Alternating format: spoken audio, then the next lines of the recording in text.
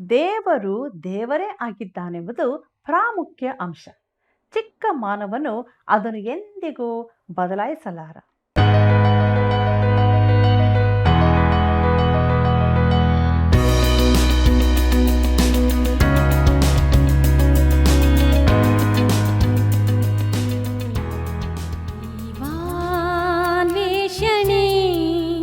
ದೈವಾನ್ವೇಷಣೆ ಪ್ರತಿ ಮಾನವನಿಗೆ ದೇವರೇ ಅವಶ್ಯ. ದೈವಾನ್ವೇಷಣೆ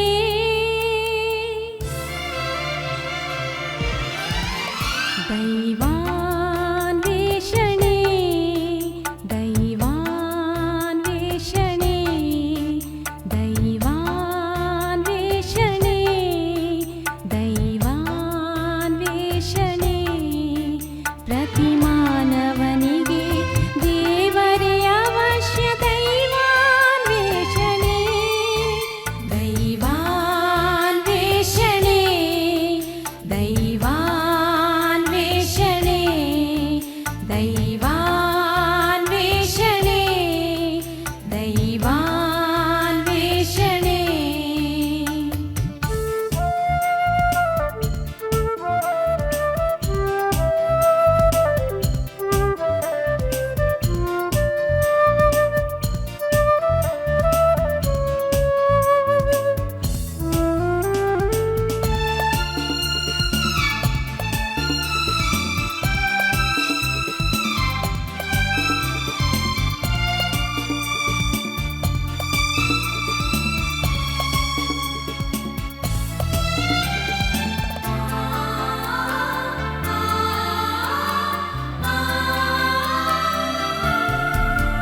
ಆಲಿಸಿ ಪ್ರಿಯರೇ, ಯೇಸುವೇ ರಕ್ಷಕ.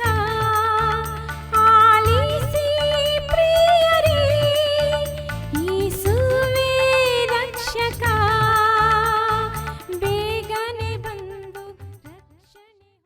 ವಂದನೆಗಳು ಪ್ರಿಯರೇ, ನಿಮ್ಮೆಲ್ಲರಿಗೂ ಸತ್ಯವೇದ ಅಧ್ಯಯನ ಕಾರ್ಯಕ್ರಮಕ್ಕೆ ಪ್ರೀತಿಯ ಸ್ವಾಗತ. ದೇವರು ಸಾರ್ವಭೌಮನು, ಸ್ವಾಭಾವಿಕ ಮನುಷ್ಯನು ಇದನ್ನು ವಿರೋಧಿಸುತ್ತಾನೆ. ದೇವರ ದಯೆ ಮನುಷ್ಯನಿಗೆ ಹೇಗೆ ದೊರೆಯುತ್ತದೆ? ಸತ್ಯವೇದದ ಪ್ರವಾದನೆಗಳಲ್ಲಿ ಅನ್ಯಜನರ ಆಯ್ಕೆ ಬಗ್ಗೆ ಏನು ಹೇಳಿದೆ? ಎಲ್ಲವನ್ನು ಕ್ರಮಬದ್ಧವಾಗಿ ಅಧ್ಯಯನದ ಮೂಲಕ ನಾವು ತಿಳಿದುಕೊಳ್ಳೋಣ. ಬನ್ನಿರಿ, ನಮ್ಮ ಅಧ್ಯಯನವನ್ನು ಪ್ರಾರಂಭಿಸೋಣ. ಕರ್ತನಲ್ಲಿ ಪ್ರೀತಿಯುಳ್ಳ ದೇವಜನರೇ, ಸರ್ವಶಕ್ತನಾಗಿರುವ ರಕ್ಷಕನಾದ ಯೇಸು ಕ್ರಿಸ್ತನ ಪರಿಶುದ್ಧವಾದ ನಾಮದಲ್ಲಿ ನಿಮ್ಮೆಲ್ಲರನ್ನು ವಂದಿಸುತ್ತಾ ಇಂದಿನ ಸತ್ಯವೇದ ಅಧ್ಯಯನಕ್ಕೆ ಬಹು ಪ್ರೀತಿಯಿಂದ ಸ್ವಾಗತಿಸುತ್ತೇನೆ. ಪ್ರಿಯರೇ, ದೇವರ ಜೀವವುಳ್ಳ ವಾಕ್ಯಗಳನ್ನು ವಚನವಾಗಿ ಧ್ಯಾನಿಸುವ ಇಂದಿನ ಕಾರ್ಯಕ್ರಮಕ್ಕೆ ನೀವೆಲ್ಲರೂ ಪ್ರಾರ್ಥನಾಪೂರ್ವಕವಾಗಿ ಸಿದ್ಧರಾಗಿರುವಿರಿ ಎಂದು ನಂಬುತ್ತೇನೆ.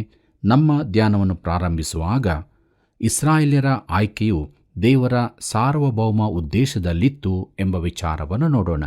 ರೋಮಾಪುರದವರಿಗೆ ಬರೆದ ಪತ್ರಿಕೆ 9ನೇ ಅಧ್ಯಾಯ 14ನೇ ವಚನ ಹೀಗೆ ಹೇಳುತ್ತದೆ: ಹಾಗಾದರೆ ಏನು ಹೇಳೋಣ? ದೇವರಲ್ಲಿ ಅನ್ಯಾಯ ಉಂಟೋ? ಎಂದಿಗೂ ಇಲ್ಲ ಎಂಬುದಾಗಿ. ಪ್ರಿಯರೇ, ಇದಕ್ಕೆ ನಾವು ಏನು ಹೇಳೋಣ? ದೇವರಲ್ಲಿ ಅನ್ಯಾಯ ಉಂಟೋ? ಹಾಗೆ ಯೋಚಿಸಬೇಡಿರಿ, ಖಂಡಿತವಾಗಿ ಇಲ್ಲ. ಸ್ವಾಭಾವಿಕ ಮನುಷ್ಯನು ದೇವರ ಸಾರ್ವಭೌಮತ್ವವನ್ನು ವಿರೋಧಿಸುತ್ತಾನೆ. ಯಾವ ಆಯ್ಕೆಯನ್ನಾದರೂ ದೇವರಿಗೆ ಬಿಟ್ಟರೆ ಮಾನವನು ಅದರಲ್ಲಿ ಅನ್ಯಾಯವಾಯಿತೆಂದು ಕೂಡಲೇ ತೀರ್ಮಾನಿಸಿ ಬಿಡುತ್ತಾನೆ. ಇದು ಯಾಕೆ?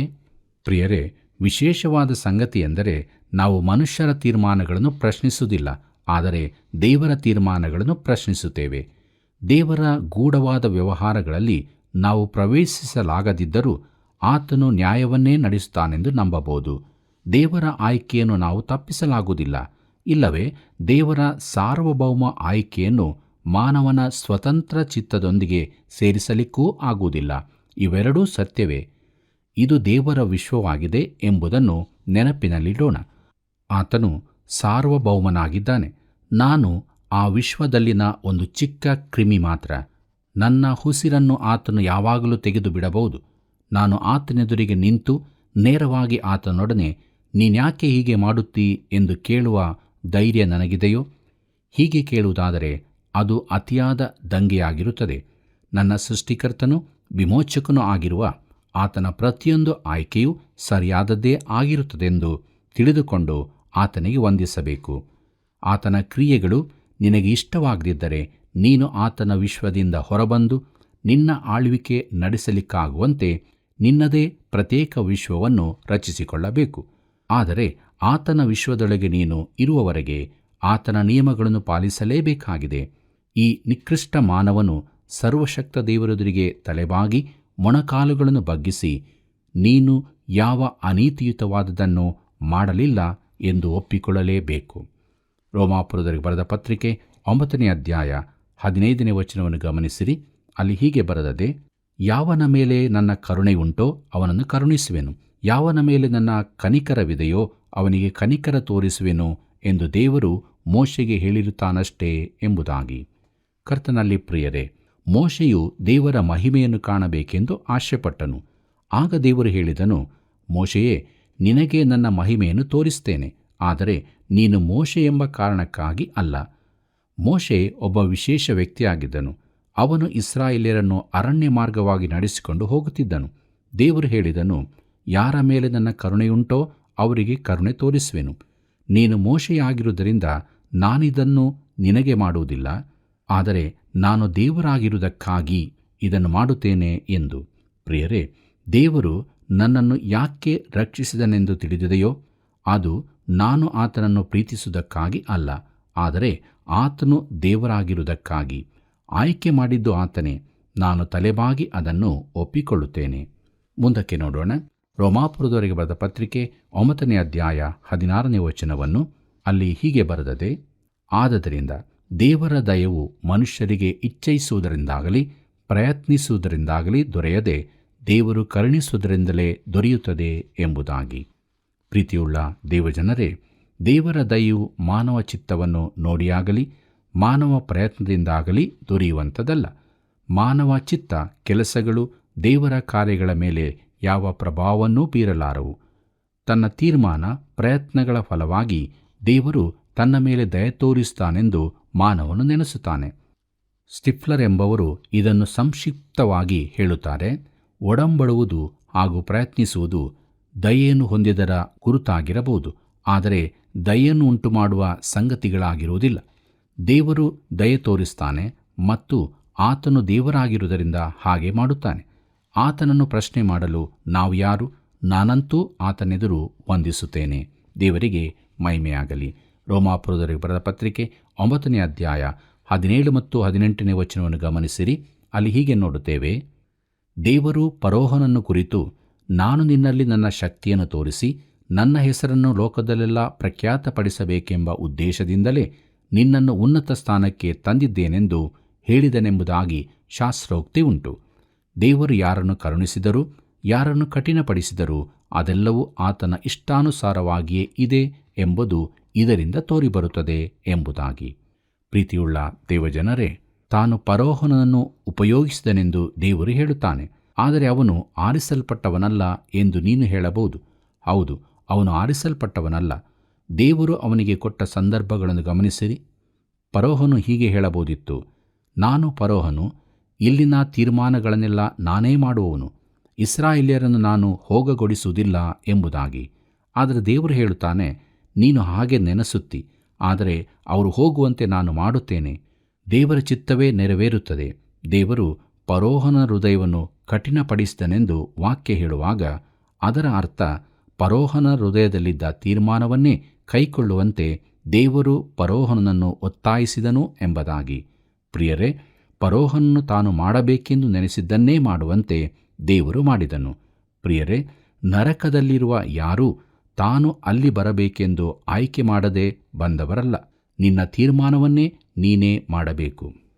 ರೋಮಾಪುರದವರಿಗೆ ಬರೆದ ಪತ್ರಿಕೆ 9ನೇ ಅಧ್ಯಾಯ 19ನೇ ವಚನ ಹೀಗೆ ಹೇಳುತ್ತದೆ, ದೇವರ ಇಷ್ಟವನ್ನು ಎದುರಿಸೋರು ಇಲ್ಲದಿರುವಲ್ಲಿ ಆತನನ್ನು ತಪ್ಪು ಹಿಡಿಯುವುದು ಹೇಗೆ ಎಂದು ನನ್ನನ್ನು ಕೇಳುವಿ ಎಂಬುದಾಗಿ. ಪ್ರಿಯರೇ, ಇದು ಸ್ವಾಭಾವಿಕ ಮಾನವನು ವಾದ ಮಾಡುವ ರೀತಿ. ದೇವರು ಫರೋಹನನ ಹೃದಯವನ್ನು ಕಠಿಣಪಡಿಸಿರುವುದಾದರೆ ಫರೋಹನಲ್ಲಿ ದೇವರು ತಪ್ಪು ಕಂಡುಹಿಡಿಯುವುದೇಕೆ? ಅವನು ದೇವರ ಉದ್ದೇಶವನ್ನೇ ನೆರವೇರಿಸುತ್ತಿದ್ದಾನಲ್ಲವೇ? ಕರ್ತನಲ್ಲಿ ಪ್ರಿಯರೇ, ರೋಮಾಪುರದವರಿಗೆ ಬರೆದ ಪತ್ರಿಕೆ 9ನೇ ಅಧ್ಯಾಯ 20ನೇ ವಚನ ಹೀಗೆ ಹೇಳುತ್ತದೆ, ಎಲ್ಲೋ ಮನುಷ್ಯನೇ, ಹಾಗನ್ನಬೇಡ. ದೇವರಿಗೆ ಎದುರು ಮಾತಾಡುವುದಕ್ಕೆ ನೀನು ಎಷ್ಟರವನು? ರೂಪಿಸಲ್ಪಟ್ಟದ್ದು ರೂಪಿಸಿದವನಿಗೆ ನನ್ನನ್ನು ಹೀಗೇಕೆ ಮಾಡಿದೆ ಎಂದು ಕೇಳುವುದುಂಟೆ ಎಂಬುದಾಗಿ. ಪ್ರಿಯರೇ, ಸಮಸ್ಯೆಗೆ ಮಾನವನ ವಾದ ಸರಣಿಯಿಂದ ಉತ್ತರ ದೊರಕದು. ದೇವರ ಸಾರ್ವಭೌಮತೆಯ ರಹಸ್ಯ ಹಾಗೂ ಘನತೆಯಲ್ಲಿ ಮಾತ್ರ ಉತ್ತರ ದೊರಕುತ್ತದೆ. ನಂಬಿಕೆಯು ಅದನ್ನು ಇದ್ದಕ್ಕಿದ್ದಂತೆ ಅಂಗೀಕರಿಸಿ ವಿನಯದಿಂದ ವಿಧೇಯತೆ ತೋರಿಸುತ್ತದೆ. ಅಪನಂಬಿಕೆಯು ಅದನ್ನು ವಿರೋಧಿಸಿ ಪ್ರಶ್ನಿಸಿ ದೇವರ ಕೋಪ ನ್ಯಾಯ ತೀರ್ಪನ್ನು ತನ್ನ ಮೇಲೆ ಬರಮಾಡಿಕೊಳ್ಳುತ್ತದೆ. ಜೋಹಾನ್ಸ್ ಪೀಟರ್ ಲಾಂಗ್ ಅವರು ಇದನ್ನು ಸರಿಯಾಗಿ ಹೇಳಿದ್ದಾರೆ. ಮಾನವನು ತನ್ನನ್ನು ದೇವರನ್ನಾಗಿ ಮಾಡಿಕೊಂಡು ತನ್ನದೇ ಹಕ್ಕುಗಳನ್ನು ಮಿತಿಗೊಳಿಸಿಕೊಳ್ಳುವಾಗ ದೇವರು ತನ್ನ ಘನತೆಯನ್ನು ಧರಿಸಿಕೊಂಡು ತಾನು ನಿಜ ದೇವರಾಗಿ ಕಾಣಿಸಿಕೊಳ್ಳುತ್ತಾನೆ. ಮಾನವನು ಕುಂಬಾರನ ಕೈಯಲ್ಲಿನ ಮಣ್ಣಿನಂತೆ ದೇವರೆದುರಿನಲ್ಲಿ ಏನೂ ಅಲ್ಲದವನಾಗಿದ್ದಾನೆ. ಯಹೂದ್ಯರ ಪರಿಸಾಯತನದ ಕುರಿತಾದ ತನ್ನ ತಕರಾರಿನಲ್ಲಿ ವಾದ ಮಂಡಿಸುವಾಗ ಪೌಲನು ಈ ಅಭಿಪ್ರಾಯ ಹೊಂದಿದ್ದನು. ಆದ್ದರಿಂದಲೇ ಅವನು ಸತ್ಯದ ಒಂದು ಬದಿಯನ್ನು ಮಾತ್ರವೇ ತಿಳಿಸಿದನು. ಚಿಕ್ಕ ತಾರೆಯನ್ನು ನೀನು ನಡೆಸಲಾರಿ, ಅರಣ್ಯದ ಎಲೆಯನ್ನೂ ರೂಪಿಸಲಾರಿ, ಶಿಖರವನ್ನು ಮೇಲಕ್ಕೆತ್ತಲಾರಿ, ಸಾಗರವನ್ನು ಇಳಿಸಲಾರಿ. ನೀನು ಕುಬ್ಜನಾದರೂ ಅಪನಂಬಿಕೆಯ ದೈತ್ಯನಾಗಿದ್ದಿ. ಮಹಿಮೆಯಲ್ಲಿರುವಾತನೊಬ್ಬನನ್ನು ಕೆಳಕ್ಕೆ ಇಳಿಸಲಾರಿ. ದಿನದ ಬೆಳಕಿಗೆ ಸಂಜೆಯ ಸೊಬಗನ್ನು ನೀಡಲಾರಿ, ಮಸಕಾದ ಚಂದ್ರನಿಗೆ ಪ್ರಭೆಯನ್ನು ತುಂಬಿಸಲಾರಿ ಎಂಬುದಾಗಿ ಶೆರ್ಮನ್ ಎ ನೇಗಲ್ ಬರೆದಿರುತ್ತಾರೆ. ಪ್ರಿಯರೇ, ದೇವರು ದೇವರೇ ಆಗಿದ್ದಾನೆನ್ನುವುದು ಪ್ರಾಮುಖ್ಯ ಅಂಶ. ಚಿಕ್ಕ ಮಾನವನು ಅದನ್ನು ಎಂದಿಗೂ ಬದಲಾಯಿಸಲಾರ. ಪ್ರಿಯರೇ, ಮುಂದಿನ ಕೆಲವು ವಚನಗಳಲ್ಲಿ ಪೌಲನು ಕುಂಬಾರನ ಹಾಗೂ ಮಣ್ಣಿನ ದೃಷ್ಟಾಂತವನ್ನು ಉಪಯೋಗಿಸ್ತಾನೆ. ದೇವರು ಕುಂಬಾರನು, ನಾವು ಆತನ ಕೈಯಲ್ಲಿನ ಮಣ್ಣು. ದೇವರು ಭೂಮಿಯ ಮಣ್ಣಿನಿಂದ ಮನುಷ್ಯನನ್ನುಂಟು ಮಾಡಿದನು. ಅವನನ್ನು ಮಂಗನಿಂದ ಆರಂಭಿಸಲಿಲ್ಲ. ಮನುಷ್ಯನೇ ತನ್ನನ್ನು ತಾನು ಮಂಗನನ್ನಾಗಿ ಮಾಡಿಕೊಂಡಿದ್ದಾನೆ. ದೇವರು ಹಾಗೆ ಮಾಡಲಿಲ್ಲ. ಆತನು ನೆಲದ ಮಣ್ಣಿನಿಂದ ಮನುಷ್ಯನನ್ನು ಉಂಟು ಮಾಡಿದನು. ಕೀರ್ತನೆಗಾರನು ಹೇಳುತ್ತಾನೆ, ಕೀರ್ತನೆ 103:14 ವಚನದಲ್ಲಿ, ಆತನು ನಮ್ಮ ಪ್ರಕೃತಿಯನ್ನು ಬಲ್ಲನು, ನಾವು ಧೂಳಿಯಾಗಿದ್ದೇವೆಂಬುದನ್ನು ನೆನಪು ಮಾಡಿಕೊಳ್ಳುತ್ತಾನೆ ಎಂಬುದಾಗಿ. ಪ್ರಿಯರೇ, ನಾವು ಇದನ್ನು ಮರೆತು ಬಿಡುತ್ತೇವೆ. ಅಬ್ರಹಾಮನು ದೇವರೆದುರಿಗೆ ತನ್ನ ನಿಜ ಸ್ಥಿತಿಯನ್ನು ಒಪ್ಪಿಕೊಳ್ಳುತ್ತಾನೆ. ಆದಿಕಾಂಡ 18ನೇ ಅಧ್ಯಾಯ 27ನೇ ವಚನದಲ್ಲಿ, ಅದಕ್ಕೆ ಅಬ್ರಹಾಮನು, ಇಗೋ, ಮಣ್ಣು ಬೂದಿಯೂ ಆಗಿರುವ ನಾನು ಸ್ವಾಮಿಯ ಸಂಗಡ ವಾದಿಸುವುದಕ್ಕೆ ಧೈರ್ಯಗೊಂಡಿದ್ದೇನೆ ಎಂಬುದಾಗಿ. ಎಂಥ ಅದ್ಭುತವಾದ ವಾಕ್ಯಗಳಾಗಿದೆ ಅಲ್ಲವೇ ಪ್ರಿಯರೇ? ರೋಮಾಪುರದವರಿಗೆ ಬರೆದ ಪತ್ರಿಕೆ 9ನೇ ಅಧ್ಯಾಯ 21ನೇ ವಚನವನ್ನು ಗಮನಿಸಿರಿ. ಅಲ್ಲಿ ಹೀಗೆ ಬರೆದದೆ, ಉತ್ತಮವಾದ ಬಳಕೆಗೆ ಒಂದು ಪಾತ್ರೆಯನ್ನು, ಹೀನವಾದ ಬಳಕೆಗೆ ಮತ್ತೊಂದು ಪಾತ್ರೆಯನ್ನು ಒಂದೇ ಮುದ್ದೆಯನ್ನು ಮಾಡುವುದಕ್ಕೆ ಕುಂಬಾರನಿಗೆ ಮಣ್ಣಿನ ಮೇಲೆ ಅಧಿಕಾರವಿಲ್ಲವೋ ಎಂಬುದಾಗಿ. ಕರ್ತನಲ್ಲಿ ಪ್ರಿಯರೇ, ದೇವರು ಇದೇ ಮಾನವತ್ವದ ಮಣ್ಣನ್ನು ತೆಗೆದುಕೊಂಡು ಒಂದು ಮುದ್ದೆಯನ್ನು ಮೋಶೆಯನ್ನಾಗಿ ಮಾಡುತ್ತಾನೆ. ಪುನಃ ಅದೇ ಮಣ್ಣಿನಿಂದ ಇನ್ನೊಂದು ಮುದ್ದೆಯನ್ನು ತೆಗೆದುಕೊಂಡು ಫರೋಹನನ್ನು ಮಾಡುತ್ತಾನೆ. ಆ ಮಣ್ಣಿನ ಮುದ್ದೆ ಅಸಹ್ಯವಾಗಿ ರೂಪವಿಲ್ಲದೆ ಪಾಪದ ಮುದ್ದೆಯಾಗಿತ್ತು. ದೇವರ ದಯೆಯು ಅದನ್ನು ಒಳ್ಳೆ ಬಳಕೆಯ ಪಾತ್ರೆಯನ್ನಾಗಿ ಮಾಡಿತ್ತು. ಇನ್ನೊಂದು ಪಾತ್ರೆಯನ್ನು ಹೀನವಾದ ಬಳಕೆಗಾಗಿ ಮಾಡಿದನು. ಅದಕ್ಕೆ ಆತನಿಗೆ ಅಧಿಕಾರವಿದೆ. ಮುಂದಕ್ಕೆ ನಾವು ನೋಡೋಣ. ರೋಮಾಪುರದವರಿಗೆ ಬರೆದ ಪತ್ರಿಕೆ 9ನೇ ಅಧ್ಯಾಯ 22ನೇ ವಚನದಿಂದ 24ನೇ ವಚನದವರೆಗೆ. ಅಲ್ಲಿ ಹೀಗೆ ಬರೆದದೆ, ಆದರೆ ದೇವರು ತನ್ನ ಕೋಪವನ್ನು ತೋರಿಸಿ ತನ್ನ ಶಕ್ತಿಯನ್ನು ಪ್ರಸಿದ್ಧಿಪಡಿಸಬೇಕೆಂದಿದ್ದರೂ ಹಾಗೆ ಮಾಡದೆ ತನ್ನ ಕೋಪಕ್ಕೆ ಗುರಿಯಾದ ನಾಶಪಾತ್ರರನ್ನು ಬಹು ಸೈರಣೆಯಿಂದ ಸೈರಿಸಿಕೊಂಡಿದ್ದಾನೆ ಮತ್ತು ಪ್ರಭಾವ ಹೊಂದುವುದಕ್ಕೆ ತಾನು ಮುಂದಾಗಿ ಸಿದ್ಧ ಮಾಡಿದ ಕರುಣಾಪಾತ್ರರಲ್ಲಿ ತನ್ನ ಮಹಿಮಾತಿಶಯವನ್ನು ತೋರ್ಪಡಿಸಿದ್ದಾನೆ. ಆತನು ಕರುಣಿಸಿದ ನಮ್ಮನ್ನು ಯಹೂದ್ಯರೊಳಗಿಂದ ಮಾತ್ರ ಕರೆಯದೆ, ಹೋಶೇಯನ ಗ್ರಂಥದ ವಚನದಲ್ಲಿ ತಾನು ಸೂಚಿಸಿದಂತೆ ಅನ್ಯ ಜನರೊಳಗಿಂದ ಸಹ ಕರೆದನು ಎಂಬುದಾಗಿ. ಪ್ರೀತಿಯುಳ್ಳ ಸಹೋದರ ಸಹೋದರಿಯರೇ, ದೇವರು ತನ್ನ ಸಾರ್ವಭೌಮತೆಯ ನಿಗೂಢತೆ ಹಾಗೂ ಘನತೆಯ ವಿಚಾರದಲ್ಲಿ ಸ್ವತಂತ್ರನಾಗಿದ್ದಾನೆಂಬುದನ್ನು ಪೌಲನು ಈಗಾಗಲೇ ಸ್ಥಾಪಿಸಿದ್ದಾನೆ. ದೇವರು ಕೋಪದ ವಿಚಾರದಲ್ಲೂ ತಾಳ್ಮೆ ಕನಿಕರಗಳಿಂದಲೇ ವರ್ತಿಸುತ್ತಿದ್ದಾನೆಂದು ತೋರಿಸಿಕೊಡುತ್ತಿದ್ದಾನೆ. ದೇವರು ಅವರನ್ನು ನಾಶನಕ್ಕೆ ಗುರಿ ಮಾಡಲಿಲ್ಲ. ಮಣ್ಣಿನ ಮುದ್ದೆಯ ಪಾಪವು ವಿರೋಧತ್ವವು ಅವರನ್ನು ತೀರ್ಪಿಗೆ ಯೋಗ್ಯರನ್ನಾಗಿ ಮಾಡಿತು. ದೇವರು ಕೂಡಲೇ ತೀರ್ಪನ್ನುಂಟು ಮಾಡಿದರೂ ಅದು ಸರಿಯಾದದ್ದೇ ಆಗಿತ್ತು. ಆದರೆ ದೇವರು ಈ ಪಾತ್ರೆಗಳನ್ನು ನಿರ್ಜೀವ ಮಣ್ಣು ಎಂದು ನೆನೆಸದೆ ಸ್ವಂತ ಚಿತ್ತವಿರುವ ಜೀವಿಗಳೆಂದು ಎಣಿಸಿದನು. ಅವರಲ್ಲಿ ವಿಧೇಯತೆಯು ತುಸುವಾದರೂ ಚಿಹ್ನೆ ಇದ್ದಲ್ಲಿ ಅದನ್ನು ಪ್ರಕಟಿಸಲು ಸಾಕಷ್ಟು ಅವಕಾಶವನ್ನು ನೀಡಿದನು. ದೇವರು ಪಾಪವನ್ನು ಹಾಗೆ ಮಾಡುವವನು, ಅದನ್ನು ತೀವ್ರವಾಗಿ ತೀರ್ಪು ಮಾಡಬೇಕಾಗಿದ್ದರೂ ಈ ಜೀವಿಗಳ ಕಡೆಗೆ ಆತನ ದಯೆಯು ಸತತವಾಗಿ ಪ್ರಕಟವಾಗುತ್ತಿತ್ತು. ಪ್ರೀತಿಯುಳ್ಳ ದೇವಜನರೇ, ಈ ಕೋಪಕ್ಕೆ ಗುರಿಯಾದ ಪಾತ್ರೆಗಳು ಯಹೂದ್ಯ ಜನಾಂಗವೆಂಬುದನ್ನು ದೇವರು ಸೂಚಿಸುತ್ತಾನೆ. ಇವು ಕ್ರಿಸ್ತಶಕ 70ರಲ್ಲಿ ನಾಶ ಮಾಡಲ್ಪಟ್ಟವು. ಯೇಸು ಈ ನಾಶನವನ್ನು ಮುಂತಿಡಿಸಿದ್ದನು. ಆದರೆ ಆತನು ಆ ಪಟ್ಟಣಕ್ಕಾಗಿ ಮರುಗಿದನು. ತಂದೆಯೇ, ಅವರನ್ನು ಕ್ಷಮಿಸು ಎಂದು ಬೇಡಿಕೊಂಡನು. ಲೂಕನ ಬರೆದ ಸುವಾರ್ತೆ 23ನೇ ಅಧ್ಯಾಯ 24ನೇ ವಚನದಲ್ಲಿ ಇದನ್ನು ನಾವು ಓದುತ್ತೇವೆ. ಪ್ರಿಯರೇ, ದೇವರ ಕೋಪದ ನ್ಯಾಯ ತೀರ್ಪು ಕ್ರಿಸ್ತಶಕ 70ರಲ್ಲಿ ಬಂದಾಗ ದೇವರು ಒಂದು ಸಣ್ಣ ಭಾಗವನ್ನು ಉಳಿಸಿದನು. ಇವುಗಳೇ ದಯೆಯ ಪಾತ್ರೆಗಳಾಗಿವೆ.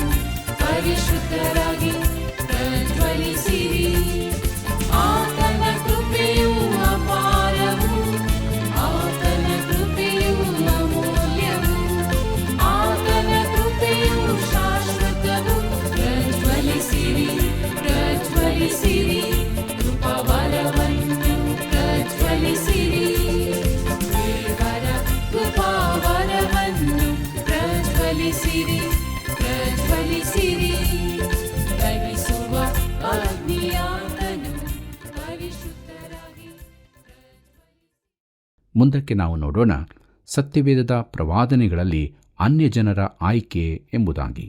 ಕರ್ತನಲ್ಲಿ ಪ್ರಿಯರೇ, ಈ ಅಧ್ಯಾಯದ ಕೊನೆ ಭಾಗ ಇದಾಗಿದೆ. ಇಸ್ರಾಯೇಲ್ ಜನಾಂಗವು ಆರಿಸಲ್ಪಟ್ಟದ್ದು ದೇವರ ಸಾರ್ವಭೌಮ ಚಿತ್ತದ ಪ್ರಕಾರವೇ ಹೊರತು ಅವರ ಯಾವ ಯೋಗ್ಯತೆಯಿಂದಲೂ ಅಲ್ಲ ಎಂಬುದನ್ನು ಪೌಲನು ಸ್ಪಷ್ಟಪಡಿಸಿದ್ದಾನೆ. ದೇವರು ಒಂದು ಜನಾಂಗವನ್ನು ಆರಿಸಿ ಆ ಜನಾಂಗದವರಲ್ಲಿ ತನ್ನ ಕಡೆಗೆ ತಿರುಗಿದವರನ್ನು ರಕ್ಷಿಸಿದ್ದು ಮಾತ್ರವಲ್ಲದೆ ಈಗ ಅನ್ಯ ಜನರೊಳಗಿಂದ ತನ್ನ ನಾಮಕ್ಕಾಗಿ ಕೆಲವರನ್ನು ಕರೆಯುತ್ತಿದ್ದಾನೆ. ರೋಮಾಪುರದವರಿಗೆ ಬರೆದ ಪತ್ರಿಕೆ 9ನೇ ಅಧ್ಯಾಯ 25 ಮತ್ತು 26ನೇ ವಚನವನ್ನು ಗಮನಿಸಿರಿ. ಅಲ್ಲಿ ಹೀಗೆ ಬರೆದದೆ, ಆ ವಚನವೇನೆಂದರೆ, ನನ್ನ ಜನವಲ್ಲದನ್ನು ನನ್ನ ಜನವೆಂದು, ನನಗೆ ಅಪ್ರಿಯವಾದವಳನ್ನು ಪ್ರಿಯಳೆಂದು ಹೇಳುವೆನು. ಮತ್ತು ಯಾವ ಸ್ಥಳದಲ್ಲಿ ನೀವು ನನ್ನ ಜನರಲ್ಲವೆಂದು ಅವರಿಗೆ ಹೇಳಲ್ಪಟ್ಟಿತೋ ಆ ಸ್ಥಳದಲ್ಲಿಯೇ ಅವರು ಜೀವವುಳ್ಳ ದೇವರ ಪುತ್ರರು ಎನಿಸಿಕೊಳ್ಳುವರು ಎಂಬುದಾಗಿ. ಪ್ರಿಯರೇ, ಈ ಭಾಗವು ಓಶೇಯನ ಪ್ರವಾದನೆ ಗ್ರಂಥ 2ನೇ ಅಧ್ಯಾಯ 23ರಲ್ಲಿರುವಂಥದ್ದೇ ಆಗಿದೆ. ಅದು ಇಸ್ರಾಯೇಲ್ ಜನಾಂಗಕ್ಕೆ ಸಂಬಂಧಪಟ್ಟದಾಗಿದೆ. ರೋಮಾಪುರದವರಿಗೆ ಬರೆದ ಪತ್ರಿಕೆ 9ನೇ ಅಧ್ಯಾಯ 27ನೇ ವಚನವನ್ನು ಗಮನಿಸಿರಿ. ಅಲ್ಲಿ ಹೀಗೆ ಬರೆದದೆ, ಇದಲ್ಲದೆ ಯೆಶಾಯನು ಇಸ್ರಾಯೇಲ್ ಜನರ ವಿಷಯದಲ್ಲಿ, ಕರ್ತನು ಈ ದೇಶದವರ ವಿಷಯ ಪೂರ್ಣವಾಗಿಯೂ ತೀವ್ರವಾಗಿಯೂ ಲೆಕ್ಕವನ್ನು ತೀರಿಸುವನಾದ್ದರಿಂದ ಇಸ್ರಾಯೇಲ್ಯರ ಸಂಖ್ಯೆಯು ಸಮುದ್ರದ ಉಸುಬಿನಂತೆ ಅಸಂಖ್ಯವಾಗಿದ್ದರೂ ಅವರಲ್ಲಿ ಒಂದು ಅಂಶ ಮಾತ್ರ ರಕ್ಷಣೆ ಹೊಂದುವುದೆಂದು ಕೂಗಿ ಹೇಳುತ್ತಾನೆ ಎಂಬುದಾಗಿ. ಪ್ರೀತಿಯುಳ್ಳ ದೇವಜನರೇ, ಇದರ ಮೂಲ ಭಾಷೆಗನುಸಾರವಾದ ಭಾಷಾಂತರ ಹೀಗಿರುತ್ತದೆ. ಯೆಶಾಯನು ಕೂಡ ಇಸ್ರಾಯೇಲ್ಯರ ವಿಚಾರದಲ್ಲಿ ವೇದನೆಯಿಂದ ಕೂಗಿಕೊಳ್ಳುತ್ತಾನೆ. ಇಸ್ರಾಯೇಲನ ಸಂತತಿಯವರು ಸಮುದ್ರದ ಮರಳಿನಂತಿದ್ದರೂ ಅವರಲ್ಲಿನ ಒಂದು ಸಣ್ಣ ಭಾಗ ಮಾತ್ರ ರಕ್ಷಿಸಲ್ಪಡುವುದು. ಯಾಕಂದರೆ ದೇವರು ಭೂಲೋಕದ ಮೇಲೆ ತನ್ನ ತೀರ್ಪನ್ನು ಮಾಡುತ್ತಾನೆ, ಅದನ್ನು ನೀತಿಯಲ್ಲಿ ಮುಗಿಸುತ್ತಾನೆ. ಈ ಮಾತು ಯೆಶಾಯನ ಪ್ರವಾದನೆ ಗ್ರಂಥ 10ನೇ ಅಧ್ಯಾಯ 22 ಮತ್ತು 23ನೇ ವಚನದಲ್ಲಿ ಅದೇ. ಪ್ರಿಯರೇ, ಮಹಾಸಂಕಟ ಕಾಲದಲ್ಲಿ ಇಸ್ರಾಯೇಲ್ಯರಲ್ಲಿನ ಒಂದು ಉಳಿಕೆಯ ಅಂಶ ಮಾತ್ರ ರಕ್ಷಿಸಲ್ಪಡುತ್ತದೆ. ಈಗಿನ ದಿನಗಳಲ್ಲಿ ಸುಮಾರು 15 ಮಿಲಿಯದಷ್ಟು ಯಹೂದ್ಯರಿದ್ದಾರೆ. ಮಹಾಸಂಕಟ ಕಾಲದಲ್ಲಿ ಕೇವಲ 1,44,000 ಮಂದಿ ಮಾತ್ರ ಮುದ್ರೆ ಹೊಂದುವರೆಂದು ನಮಗೆ ತಿಳಿದಿದೆ. ಇದು ಒಂದು ಚಿಕ್ಕ ಭಾಗ ಮಾತ್ರ. ಇತರ ಅನೇಕರು ಆ ಅವಧಿಯಲ್ಲಿ ರಕ್ಷಿಸಲ್ಪಡುತ್ತಾರೆಂದು ನಂಬಿದರೂ 1,44,000 ಮಂದಿ ಮಾತ್ರ ಆತನ ಸಾಕ್ಷಿಗಳಾಗಿರುತ್ತಾರೆ ಮತ್ತು ಒಂದು ಚಿಕ್ಕ ಭಾಗ ಮಾತ್ರ ರಕ್ಷಿಸಲ್ಪಡುತ್ತದೆ. ಅವರ ವಿಷಯದಲ್ಲಿಯೂ ಅನ್ಯಜನರ ವಿಷಯದಲ್ಲಿಯೂ ಚಿಕ್ಕ ಭಾಗ ಮಾತ್ರವೇ ರಕ್ಷಿಸಲ್ಪಡುವುದು. ಅದು ಯಾಕೆ ಎಂದು ನನ್ನನ್ನು ಕೇಳಬೇಡಿ. ದಯೆ ತೋರಿಸುವವನು ದೇವರೇ ಆಗಿದ್ದಾನೆ. ಕೇವಲ ಒಬ್ಬನನ್ನೇ ಆತನು ರಕ್ಷಿಸಿದರೂ ಅದು ಆತನ ದಯೆಯನ್ನು ತೋರಿಸುತ್ತದೆ. ಯಾಕಂದರೆ ನಾವ್ಯಾರೂ ಆತನ ದಯೆಗೆ ಅರ್ಹರಲ್ಲ. ರೋಮಾಪುರದವರಿಗೆ ಬರೆದ ಪತ್ರಿಕೆ 9ನೇ ಅಧ್ಯಾಯ 28 ಮತ್ತು 29ನೇ ವಚನವನ್ನು ಗಮನಿಸಿರಿ. ಅಲ್ಲಿ ಹೀಗೆ ಬರೆದದೆ, ಅದೇ ಅಭಿಪ್ರಾಯದಿಂದ ಯೆಶಾಯನು ಮತ್ತೊಂದು ವಚನದಲ್ಲಿ, ಸೇನಾಧೀಶ್ವರನಾದ ಕರ್ತನು ನಮಗೆ ಸಂತಾನವನ್ನು ಉಳಿಸದೆ ಹೋಗಿದ್ದರೆ ಸೊದೋಮಿನ ಗತಿಯೇ ನಮಗಾಗುತ್ತಿತ್ತು, ಗೋಮೋರದ ದುರ್ದಶೆಯೇ ಸಂಭವಿಸುತ್ತಿತ್ತು ಎಂದು ಹೇಳುತ್ತಾನೆ ಎಂಬುದಾಗಿ. ಪ್ರಿಯರೇ, ಈ ಭಾಗವನ್ನು ಪೌಲನು ಯೆಶಾಯನ ಪ್ರವಾದನ ಗ್ರಂಥ 1ನೇ ಅಧ್ಯಾಯ 9ನೇ ವಚನದಿಂದ ತೆಗೆದುಕೊಂಡಿದ್ದಾನೆ. ಇದು ಒಂದು ಗಾಬರಿಗೊಳಿಸುವ ಮಾತಾಗಿದೆ, ಆದರೆ ದೇವರ ಸಾರ್ವಭೌಮತೆಗೆ ತಕ್ಕ ಉದಾಹರಣೆಯಾಗಿದೆ. ದೇವರು ತನ್ನ ಸಾರ್ವಭೌಮ ದಯೆಯನ್ನು ತೋರಿಸಿ ಉಳಿಕೆಯ ಜನರನ್ನು ಉಳಿಸದಿರುತ್ತಿದ್ದರೆ ದೇವರಾದುಕೊಂಡ ಜನಾಂಗವು ಸೊದೋಮ್ ಗೋಮರಗಳಂತೆ ನಾಶವಾಗಿ ಬಿಡುತ್ತಿತ್ತು. ಪರಿಸಾಯರ ಹೆಮ್ಮೆಗೂ ಈ ದಿನಗಳಲ್ಲಿನ ಸಭಾ ಸದಸ್ಯರ ಅಹಂಭಾವಕ್ಕೂ ಎಂಥ ದೊಡ್ಡ ಒಡೆತವಿದು. ಪ್ರಿಯರೇ, ದೇವರ ದಯೆಯು ಮಾತ್ರ ನಾವು ನರಕಕ್ಕೆ ಹೋಗದ ಹಾಗೆ ಕಾಯುವಂಥದ್ದಾಗಿದೆ. ಮುಂದಕ್ಕೆ ನೋಡೋಣ. ರೋಮಾಪುರದವರಿಗೆ ಬರೆದ ಪತ್ರಿಕೆ 9ನೇ ಅಧ್ಯಾಯ 30ನೇ ವಚನವನ್ನು. ಅಲ್ಲಿ ಹೀಗೆ ಬರೆದದೆ, ಹಾಗಾದರೆ ಏನು ಹೇಳೋಣ? ನೀತಿಯನ್ನು ಹೊಂದುವುದಕ್ಕೆ ಪ್ರಯತ್ನ ಮಾಡದ ಅನ್ಯಜನರಿಗೆ ನೀತಿಯು, ಅಂದರೆ ನಂಬಿಕೆಯನ್ನುಂಟಾಗುವ ನೀತಿಯು ದೊರಕಿತು ಎಂಬುದಾಗಿ. ಪ್ರೀತಿಯುಳ್ಳ ಸಹೋದರ ಸಹೋದರಿಯರೇ, ಇದು ಬಹಳ ಪುಳಕಿತಗೊಳಿಸುವ ಮಾತಾಗಿದೆ. ಯಾವ ಇಚ್ಛೆಯನ್ನೂ ತೋರಿಸದ, ಯಾವ ಕಾರ್ಯವನ್ನೂ ಮಾಡಿರದ ಅನ್ಯಜನರು ಕ್ರಿಸ್ತನಲ್ಲಿ ನೀತಿವಂತಿಕೆಯನ್ನು ಹೊಂದಿದರು. ಯಾಕೆಂದರೆ ದೇವರು ಕಾರ್ಯ ಮಾಡಿದನು, ದೇವರು ಇಚ್ಛಿಸಿದನು. ಹಳೆ ಒಡಂಬಡಿಕೆಯ ವಚನಗಳು ಈ ಕುರಿತು ಪ್ರವಾದನೆ ನುಡಿದಿವೆ. ನಾವು ನೋಡಿದ ಹಾಗೆ ಅನ್ಯಜನಗಳು ರಕ್ಷಿಸಲ್ಪಡುವರೆಂದು ಯೆಶಾಯನು ನುಡಿದಿದ್ದನು. ರೋಮಾಪುರದವರಿಗೆ ಬರೆದ ಪತ್ರಿಕೆ 9ನೇ ಅಧ್ಯಾಯ 31ನೇ ವಚನವನ್ನು ಗಮನಿಸಿರಿ. ಅಲ್ಲಿ ಹೀಗೆ ನೋಡುತ್ತೇವೆ, ಆದರೆ ಇಸ್ರಾಯೇಲ್ಯರು ನೀತಿಯನ್ನು ದೊರಕಿಸುವ ಧರ್ಮವನ್ನು ಹಿಡಿಯಬೇಕೆಂದು ಪ್ರಯತ್ನಿಸಿದರೂ ಆ ಧರ್ಮವನ್ನು ಹಿಡಿಯಲಾರದೆ ಹೋದರೆಂದು ಹೇಳಬೇಕು ಎಂಬುದಾಗಿ. ಪ್ರೀತಿಯುಳ್ಳ ಸಹೋದರ ಸಹೋದರಿಯರೇ, ಅಂದರೆ ನೀತಿಯನ್ನು ಕೊಡಬೇಕಾಗಿದ್ದ ಧರ್ಮಶಾಸ್ತ್ರವನ್ನು ಅನುಸರಿಸಿದ ಇಸ್ರಾಯೇಲ್ಯರು ಅಂತಹ ಪ್ರಯೋಜನವನ್ನು ಹೊಂದಲಿಲ್ಲ. ಇದು ಭಯ ಹುಟ್ಟಿಸುವ ಮಾತಾಗಿದೆ. ಯೆಹೂದ್ಯರು ಮೋಶೆಯ ನಿಯಮಗಳ ಮೂಲಕ ತಮ್ಮದೇ ಆದ ನೀತಿವಂತಿಕೆಯನ್ನು ಪಡೆಯಲು ಪ್ರಯತ್ನಿಸಿದರು, ಆದರೆ ಅದು ಅವರಿಂದಾಗಲಿಲ್ಲ. ಆ ಜನಾಂಗವನ್ನು ಈಗ ನೋಡಿರಿ. ಧಾರ್ಮಿಕರೆನಿಸಿಕೊಂಡವರಿಗೆ ತಾವು ರಕ್ಷಿಸಲ್ಪಡಲು ಯೋಗ್ಯರೆಂದು ಭಾವಿಸುವ ಸಭಾ ಸದಸ್ಯರಿಗೆ ಸುವಾರ್ತೆಯನ್ನು ತಲುಪಿಸುವುದು ಅತ್ಯಂತ ಕಠಿಣವಾದ ಕೆಲಸವಾಗಿದೆ. ದೇವರ ಸಾರ್ವಭೌಮತ್ವವನ್ನು, ಮಾನವನ ಜವಾಬ್ದಾರಿಯನ್ನು ಜೊತೆಗೂಡಿಸುವುದು ಅಸಾಧ್ಯವಾದ ಕೆಲಸವಾಗಿದೆ. ಆದರೆ ನೀನು ರಕ್ಷಿಸಲ್ಪಡಬೇಕಾದರೆ ಅದು ನಿನ್ನ ಜವಾಬ್ದಾರಿಯಾಗಿದೆ ಎಂಬುದನ್ನು ಪೌಲನು ಸ್ಪಷ್ಟಪಡಿಸುತ್ತಾನೆ. ಅದು ಯಾವನಿಗಾದರೂ ಮನಸ್ಸಿದ್ದರೆ ಎಂಬುದಾಗಿ ಇದೆ. ಮಾರ್ಕನ ಬರೆದ ಸುವಾರ್ತೆ 8ನೇ ಅಧ್ಯಾಯ 34ನೇ ವಚನವನ್ನು ಗಮನಿಸಿರಿ. ಮತ್ತು ನನ್ನ ಬಳಿಗೆ ಬರುವವನನ್ನು ನಾನು ತಳ್ಳಿಬಿಡುವುದೇ ಇಲ್ಲ ಎಂಬುದನ್ನು ಯೇಸು ಹೇಳಿರುವುದನ್ನು ನೆನಪಿಗೆ ತಂದುಕೊಳ್ಳಬಹುದು. ಯೋಹಾನ ಬರೆದ ಸುವಾರ್ತೆ 6ನೇ ಅಧ್ಯಾಯ 37ನೇ ವಚನದಲ್ಲಿ ಇದನ್ನು ನಾವು ನೋಡುತ್ತೇವೆ. ಪ್ರಿಯ ಸ್ನೇಹಿತನೇ, ನೀನು ದೂರದಲ್ಲಿ ನಿಂತುಕೊಂಡು ನಾನು ಆಯ್ಕೆ ಹೊಂದಲಿಲ್ಲ ಎಂದು ಹೇಳುವಂತಿಲ್ಲ. ಆದರೆ ಸ್ಪರ್ಧಿಸದೆ ಯಾರೂ ಅಧಿಕಾರದ ಸ್ಥಾನಕ್ಕೆ ಆಯ್ಕೆಯಾದದನ್ನು ನಾನು ಈವರೆಗೆ ಕಂಡಿಲ್ಲ. ನೀನು ರಕ್ಷಣೆ ಹೊಂದಲು ಮನಸ್ಸುಳ್ಳವನಾಗಿದ್ದರೆ ನೀನೇ ಆರಿಸಲ್ಪಟ್ಟವನು, ಮನಸ್ಸಿಲ್ಲದಿದ್ದರೆ ಆರಿಸಲ್ಪಟ್ಟವನಲ್ಲ. ನಾನು ಹೇಳುವಂಥದ್ದು ಇಷ್ಟೇ: ಆರಿಸಲ್ಪಡುವುದನ್ನು, ಸ್ವತಂತ್ರ ಆಯ್ಕೆಯನ್ನು ಜೊತೆಯಾಗಿರಿಸಲು ಸಾಧ್ಯವಿಲ್ಲ. ಆತನು ತನ್ನ ಚಿತ್ತದ ಪ್ರಕಾರ ಎಲ್ಲವನ್ನೂ ಮಾಡುವನಾಗಿದ್ದಾನೆ.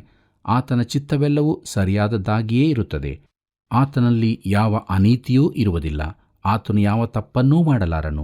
ಮಾನವರು ತಪ್ಪು ಮಾಡುತ್ತಾರೆ, ಅಧಿಕಾರದಲ್ಲಿರುವವರು ತಪ್ಪು ಮಾಡುತ್ತಾರೆ, ಆದರೂ ಅವರನ್ನು ಜನರು ನಂಬುತ್ತಾರೆ. ನನ್ನ ಪ್ರಿಯ ಸ್ನೇಹಿತನೇ, ನೀನು ದೇವರನ್ನು ಯಾಕೆ ನಂಬಬಾರದು? ಆತನು ನೀತಿವಂತನು, ಒಳ್ಳೆಯವನು. ಆತನು ಮಾಡುವುದೆಲ್ಲವೂ ಸರಿಯಾದದ್ದೇ ಆಗಿರುತ್ತದೆ. ಪ್ರೀತಿಯುಳ್ಳ ಸಹೋದರ ಸಹೋದರಿಯರೇ, ಕೊನೆಯದಾಗಿ ನಾವು ರೋಮಾಪುರದವರಿಗೆ ಬರೆದ ಪತ್ರಿಕೆ 9ನೇ ಅಧ್ಯಾಯ 32 ಮತ್ತು 33ನೇ ವಚನವನ್ನು ಗಮನಿಸೋಣ. ಅಲ್ಲಿ ಹೀಗೆ ಬರೆದದೆ, ಅದಕ್ಕೆ ಕಾರಣವೇನು? ಅವರು ನಂಬಿಕೆಯನ್ನು ಆಧಾರ ಮಾಡಿಕೊಳ್ಳದೆ ನೇಮನಿಷ್ಠೆಗಳನ್ನು ಆಧಾರ ಮಾಡಿಕೊಂಡದ್ದೇ ಕಾರಣ.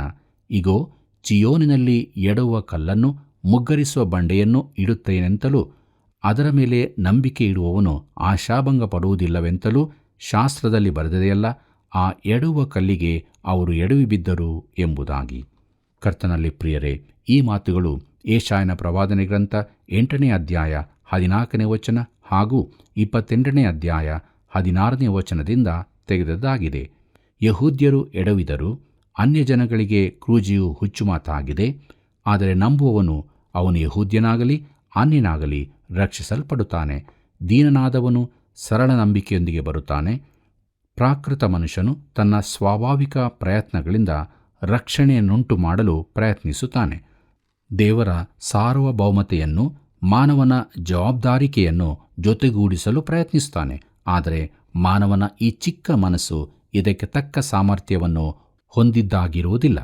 ಕರ್ತನಲ್ಲಿ ಪ್ರಿಯರೇ, ಸ್ವಾಭಾವಿಕ ಮನುಷ್ಯನು ತನ್ನ ಸ್ವಪ್ರಯತ್ನದಿಂದ ತನ್ನನ್ನು ರಕ್ಷಿಸಿಕೊಳ್ಳಲು ಪ್ರಯತ್ನಿಸುತ್ತಾನೆ.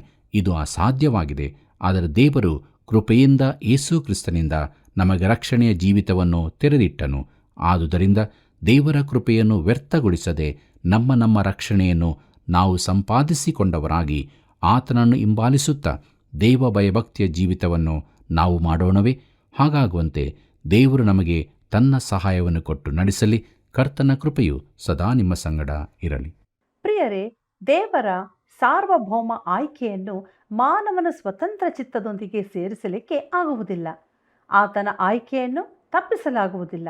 ಇವೆರಡೂ ಸತ್ಯವೇ ಎಂಬುದನ್ನು ತಿಳಿದುಕೊಂಡ ನಾವು ನಮ್ಮ ಜೀವಿತದಲ್ಲಿ ದೇವರಿಗೆ ತಲೆಬಾಗಿ ಮೊಣಕಾಲುಗಳನ್ನು ಬಗ್ಗಿಸಿ ವಿಧೇಯರಾದಾಗ ಆತನ ದಯೆ ನಮಗೆ ದೊರೆಯುತ್ತದೆ. ಈ ದಯೆಯನ್ನು ಹೊಂದಿದವರಾಗಿ ಪ್ರೀತಿಯಲ್ಲಿ ನಡೆಯೋಣ. ಬನ್ನಿರಿ, ನಾವು ಪ್ರಾರ್ಥನೆಯನ್ನು ಮಾಡಿಕೊಳ್ಳೋಣ. ಕೃಪೆಯಲ್ಲಿ ಐಶ್ವರ್ಯ ಉಳ್ಳಂಥ ನಮ್ಮ ತಂದೆಯಾದ ದೇವರೇ, ದಯಾಸಾಗರನೇ, ನಿನ್ನ ದಯೆ, ಕನಿಕರ, ಪ್ರೀತಿ, ವಾತ್ಸಲ್ಯಗಳಿಗಾಗಿ ಸ್ತೋತ್ರ. ಈ ಕಾರ್ಯಕ್ರಮವನ್ನು ವೀಕ್ಷಿಸುತ್ತಿರುವಂಥ ನಮ್ಮ ಪ್ರಿಯ ವೀಕ್ಷಕ ಬಾಂಧವರನ್ನು ವ್ಯಕ್ತಿಗತವಾಗಿಯೂ ಕುಟುಂಬವಾಗಿಯೂ ನೀನು ಆಶೀರ್ವದಿಸು. ಪ್ರತಿಯೊಬ್ಬೊಬ್ಬರ ಅವಶ್ಯಕತೆಗಳು ಏನಿದೆಯೋ ನಮಗೆ ಗೊತ್ತಿಲ್ಲ ಕರ್ತನೆ, ಆದರೆ ನೀನು ಎಲ್ಲರನ್ನು ನೋಡುವಾತನು, ಎಲ್ಲರ ಅವಶ್ಯಕತೆಗಳನ್ನು ನೀಗಿಸುವಾತನು, ಕೊರತೆಗಳನ್ನು ನೀನು ನೀಗಿಸುವಾತನು. ಅದಕ್ಕಾಗಿ ಸ್ತೋತ್ರ. ಪ್ರಿಯ ವೀಕ್ಷಕರು, ದೇವರ ವಾಕ್ಯದ ಬೆಳಕಿನಲ್ಲಿ ಮುಂದೆ ನಡೆಯುವಂತೆ, ನಿನ್ನಲ್ಲಿ ಸಿಕ್ಕಿರುವಂಥ ಆ ರಕ್ಷಣೆಯನ್ನು ಹೊಂದಿ ಕ್ರಿಸ್ತನ ಮಾರ್ಗದಲ್ಲಿ ನಡೆಯುವಂತೆ ಕೃಪೆ ತೋರಿಸಬೇಕೆಂದು ಈ ಪ್ರಾರ್ಥನೆಯನ್ನು ನಜರೇತಿನ ಯೇಸುವಿನ ನಾಮದಲ್ಲಿ ಬೇಡಿದ್ದೇವೆ ತಂದೆಯೇ, ಆಮೇನ್. ಪ್ರಿಯರೇ, ನಾವು ದೇವರ ದಯೆಗೆ ಪಾತ್ರರಾಗಿರುವಾಗ ಇತರರು ದೇವರ ಕರುಣೆಯನ್ನು ಹೊಂದಬೇಕಲ್ಲವೇ? ಹಾಗಾದರೆ ಈಗಲೇ ನಮಗೊಂದು ಕರೆ ಮಾಡಿ ಈ ಸೇವೆಯನ್ನು ಬೆಂಬಲಿಸಿರಿ. ಮತ್ತೆ ಭೇಟಿಯಾಗೋಣ. ವಂದನೆಗಳು.